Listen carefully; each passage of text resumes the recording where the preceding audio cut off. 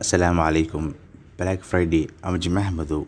Suuqa maalintan waxaa aad hoos ugu dhaca qiimaha waxyaabaha la kala iibsado. Dadyo badan ayaa suga maalintan sanad waliba waxaa la sameeyaa qiimo dhimis aad u weyn oo ay soo bandhigaan dukaamada wax lagu kala iibsado. Dhammaan alaabta taalla qiimaha waxaa lagu iibiyaa maalintaasi qiimo aan horay sanadkiiba loo arag.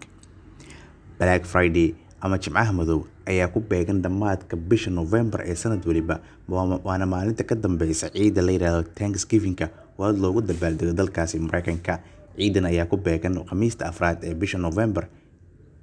Markii ugu horeysay waxaa bilaabay laba nin oo lagu magacaabo Wall Street iyo Jay Gould.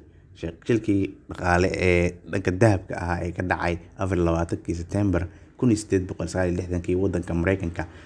Waxay ka wada shaqeeyeen inay iibsadaan dahabka qaranka intii ay awoodaan, iyagoo rajeynaya inay sare u kacaan qiimaha oo cirku isku shareero kuna jabiyaan qiimo iyo faa'iidooyin badan oo la yaab leh.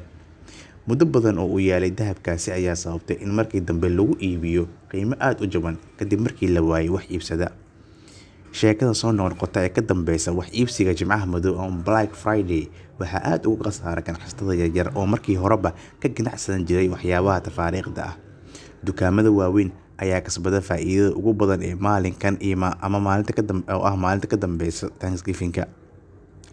Waxaa sanadihii ugu dambeeyay casriga ah kusoo kordhay dukaamada online-ka wax lagu kala iibsado, taasoo si fudud u fududeysay in kumanaan dadyow ah oo ku kala nool daafaha kala duwan dunida inay si fudud wax alaala waxa ay doonaan ay ugu iibsadaan baraha internetka. Haddii uu ku cajab geliyay muuqaalkan, fadlan like garee. Mahadsanid. Intaasi ayuu ku eg yahay muuqaalkeenu.